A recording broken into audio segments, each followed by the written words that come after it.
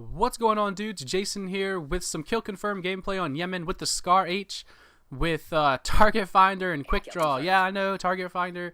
I find it really difficult to get headshots with the Scar. And so I put the Target Finder on there to see if it helped any, because it does reduce the sway and kind of gives you like a more zoomed in scope, and it actually it does. You'll see me get several headshots in this game. But Wings of Redemption will be proud. I got my first ever nuclear medal in this game, which was 30 kills in a row without dying, and I did it using the Target Finder. I believe I actually pick up somebody else has a Scar, Target Finder, Fast Mags, and Foregrip, I think, that I pick up later on. It has a different camo. You'll see it.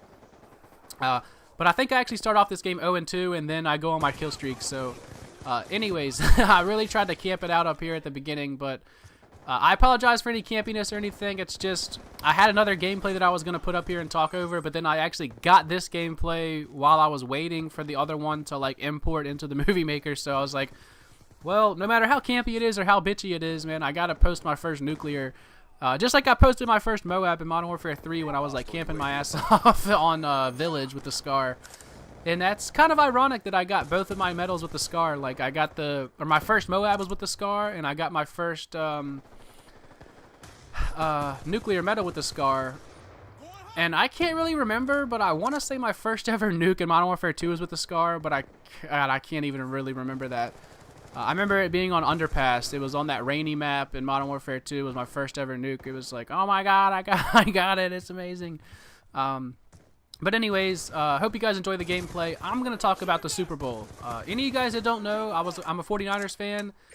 And, you know, it's a tough loss to see your team lose like that, but they truly just did not seem ready. Like, I feel like that's what it came down to. Baltimore was much better prepared. It seemed like much more ready to go, focused on the task at hand. And it seemed like San Francisco was just kind of caught up in the moment of, you know, being in the Super Bowl. You know, jumping out to a lead like that with the way Baltimore did, and going down like San Francisco did, being down that much, you just can't do that in a Super Bowl. Like, that's where I feel like the game was won and lost, the first half. Like, people find that weird, but, you know, obviously if San Francisco doesn't jump down that far and then they have the second half that they do, then they'd win the game. Like, I mean, you can make that argument.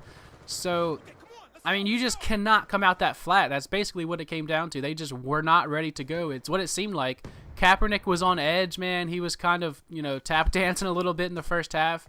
That was my main thing, my main, you know, concern. Like, I felt like the play calling was just so conservative there in the first half. It's like San Francisco was too scared to let Kaepernick do too much after he has done so well in these other games. And Kaepernick's decision-making, man, his protection was really good, and he had multiple opportunities to run. And I'm not talking about that little read option stuff where he could have kept it, because they'd used the same strategy that the Atlanta Falcons used, and that's basically Terrell Suggs. Every single time that they ran that, Terrell Suggs would play Kaepernick. Like, he would just stand there as if Kaepernick was keeping the ball every time. So, because that's what Kaepernick's looking at. That's what he's reading. Like, that's why they call it the read option. He's reading that outside lineman or linebacker, and depending on what he does, he gives it or keeps it. So if Terrell Suggs every single time he basically forces Kaepernick to hand it off to Gore. So then the rest of the defense knows that it's coming to Gore. I'm talking about on shotgun pass plays where he's dropped back, nobody's open, and he didn't scramble. Like, I don't know why. He would throw the ball away. He would, like, act like he wanted to run and then hesitate. I mean, it was just a disaster there in that first half. And he finally started breaking loose in the second half, and that's when you saw San Francisco start scoring some points. But it was just too little too late at that point. And anybody that's trying to blame the officials or anything like that, man, like, I've heard like 3 or 4 different plays are being brought up into question. One was the Ed Reed, was he offsides on the 2-point conversion? I honestly thought so. Like, I thought so live. I was like, man, he jumped offsides. We're going to get another chance at this. But they never threw the flag. But there was so much more game left after that, I mean, you can't really point the finger at, like, I can't point a finger at any one play ever in any sporting event. The only time I've ever been able to look at a game and point at one single play and say this cost the team the game was the Green Bay-Seattle game earlier this year. I mean, and the only reason that is because that was the last play of the game. If that play had been ruled what it should have been, you know, an interception, then Green Bay would have won the game. Like, when there's no game left after it and it's in a clear, obvious, just complete fuck up by the officials, that's the only time you can say something like that. And there's only been one instance in any sport that I've ever seen in my entire, like, I'm 24 years old, almost 24 years old.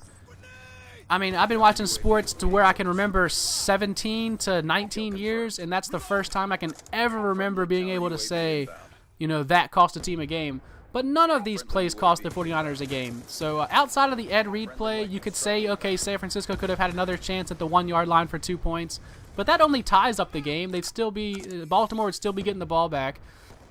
And then, well, people are trying to say that if they'd have gotten the 2 points and then Baltimore got the field goal, then San Francisco would have never even had to go for it on 4th down. They would have just kicked a field goal to tie it, which, I mean, whatever, I guess, man. Like, San Francisco just made way too many other mistakes in the game for that to really be a play you can say cost them the game. But the big one that's getting all the coverage on NFL Network and ESPN is the holding, or lack thereof, lack of the call, excuse me, of holding on the 4th and goal play to Crabtree. And I agree, like, any other time, you know, that penalty is called. Like, he clearly was holding. Like, the goal line was 5 yard mark. They were on the 5 yard line. So, and the guy literally held on to him from about the 2 yard line all the way through his route. So, I mean, I don't know. Like, you just can't say that cost him the game. Like, the San Francisco had 3 other plays before that to get into the end zone, and they couldn't do it. So who's to say, even if they call holding, that San Francisco could have scored? Because it's not pass interference. It would not have been 1st and goal at the 1. It would have. They were on the 5, so it would have been like a half the distance to the goal penalty. So they'd have been on the 2/3 yard line, like 2.5 yard line. Who's to say San Francisco is going to get it in from there, man? Like, you don't know that. So, I mean, I don't know. I've always been somebody in sports that says, you know, if you would call the penalty at any other point in the game, then I feel like it should be called. That's mainly been my stance in basketball. I understand, like, a Hail Mary pass, you know, they're not going to call pass interference. But on something like this where the guy was clearly held, like, if I was the official, I probably would have thrown the flag. But for Jim Harbaugh to come out and try to say that cost the 40, or that's a bullshit call, you know, that cost us the game, it's like, whatever, dude. You should have had your team ready to play from the opening gate, man. Like, if your team would have played like they did in the second half and the first half, the game would have been completely different. But they didn't. Like, you did not have your team ready to go, clearly. So, for somebody to come out and try to blame the officials and shit, man, it's like, whatever, dude. San Francisco just got outplayed, man. That's what it comes down to. They got beat. And that's really what I got to say about it. It sucks to watch your team like that, but hopefully they'll get another chance down the line. They're going to have a tough time competing with Seattle in that division for years to come. We'll see what happens. I kind of feel a little bit bad for Randy Moss because I do feel like he does deserve a title, man. Even though he made some outlandish comments this week, I don't think anybody would deny that he was a great receiver for a long time and that he deserves a championship ring. But I was happy to see Ray Lewis win, but I got to be honest, the guy I was most happy for was Terrell Suggs, man. That guy has been a beast for a long time, and he definitely deserved the title.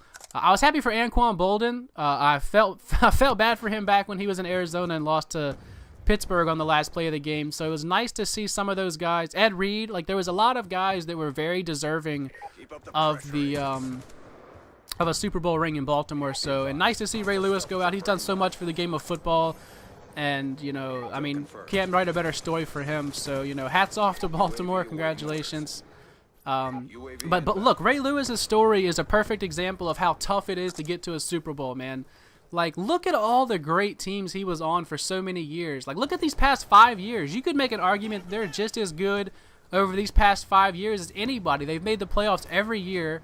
I think this year was Joe Flacco's 4th AFC championship game.